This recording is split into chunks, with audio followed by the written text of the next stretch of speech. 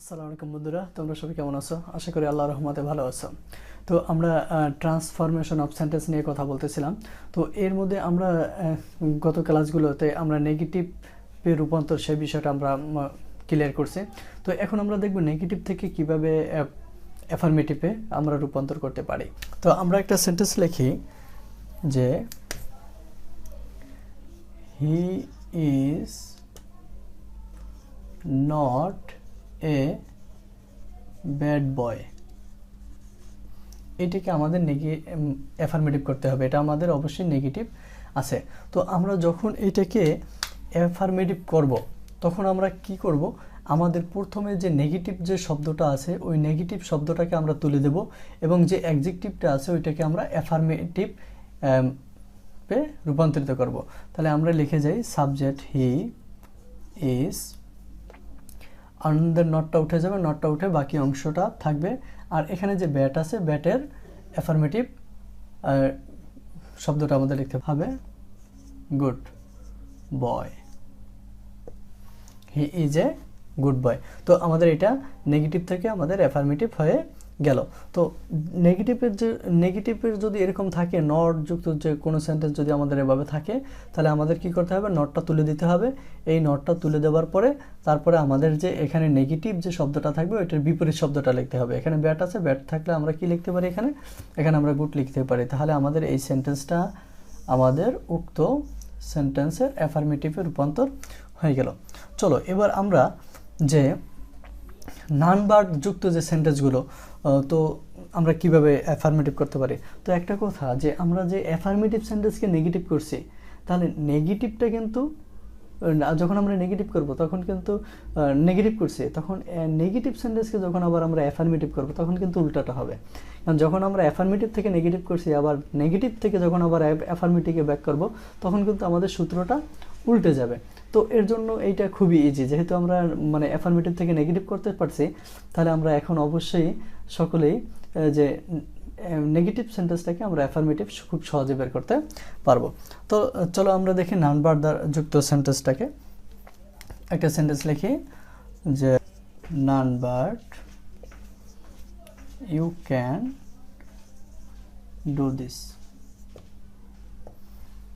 তাহলে এখন এই নান ভার্ব যুক্ত সেন্টেন্সটাকে আমরা কিভাবে, এটা কিন্তু আমাদের আছে নেগেটিভে, তাহলে আমাদের এটা অ্যাফার্মেটিভে রূপান্তর করতে হবে। তাহলে আমাদের এই নান ভার্বের পরিবর্তে আমাদের অনলি বসাতে হবে।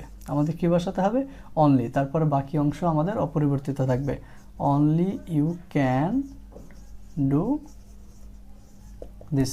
তাহলে আমাদের এটা অ্যাফার্মেটিভ রূপান্তর হয়ে গেল। তাহলে নান বাট অ্যালোন, এই যে মানে শব্দগুলো ওর যে আমরা যেভাবে নেগেটিভ করতাম তো সেটার উল্টাটা আমরা করে দিলাম, নান বাটের পরিবর্তে আমরা অ্যালোন বসিয়ে দিলাম। আশা করি তোমরা ব্যাপারটা বুঝতে পারছো এবং খুব। তো চলো এরপরে আমরা আরেকটি সেন্টেন্স দেখি যেখানে আমাদের নো সুনার হ্যাড ছিল, সেই সেন্টেন্সটাকে আমরা একটু করি যে no sooner had he arrived then we welcomed him। আমরা নেগেটিভের রূপান্তরের সময় আমরা দেখছি অ্যাজ সুন অ্যাজ যুক্ত সেন্টেন্সকে আমরা নেগেটিভ করছি নো সুনার হ্যাড দ্বারা আমরা নেগেটিভ করছে। তো এখন যেহেতু আমাদের এটা নেগেটিভ সেন্টেন্স, এটাকে আমাদের অ্যাফার্মেটিভ করতে হবে, তখন আমাদের কি করতে হবে, নো সুনারের পরিবর্তে আমাদের অ্যাজ সুন অ্যাজ ব্যবহার করতে হবে। তাহলে আমাদের কি করতে হবে, অ্যাজ সুন অ্যাজ, তারপর বসতে হবে সাবজেক্ট। সাবজেক্ট কি আছে, হি, অ্যাজ হি অ্যারাইভড, দেনের পরিবর্তে আমাদের কমা হবে, তারপর বসবে কি arrived we welcomed him। খুবই সহজ যে আমরা এখানে কি করছি, আমাদের নো সুনার হ্যাডের পরিবর্তে আমরা অ্যাজ সুন অ্যাজ বসিয়েছি, এখানে আমরা অ্যাজ সুন অ্যাজ বসিয়েছিলাম। আমাদের যখন এইটা অ্যাফার্মেটিভ সেন্টেন্স ছিল, যখন আমরা নেগেটিভ করছি তখন কি অ্যাজ সুন অ্যাজের পরিবর্তে আমরা নো সুনার হ্যাড বসিয়েছিলাম। তারপরে এখন আমাদের এখন যেহেতু আমরা নেগেটিভ থেকে অ্যাফার্মেটিভ করতেছি, এর জন্য নো সুনার হ্যাডের পরিবর্তে আমরা অ্যাজ সুন অ্যাজ বসাবো। তারপর আমরা কি বসাবো, তারপরে আমরা সাবজেক্ট, তারপরে ভার্ব, তারপরে দেনের পরিবর্তে আমরা কমা বসাবো, তারপর বাকি অংশটা আমরা এভাবে বসিয়ে দেবো। আশা করি কি তোমরা বিষয়টা বুঝতে পারছো। চলো আমরা আরেকটা সেন্টেন্স দেখে আসি যে হুযুক্ত সেন্টেন্সগুলোকে আমরা এভরি দ্বারা, এভরিবডি দ্বারা আমরা রূপান্তর করতে পারি। যেমন আমরা একটা সেন্টেন্স দেখি যে হু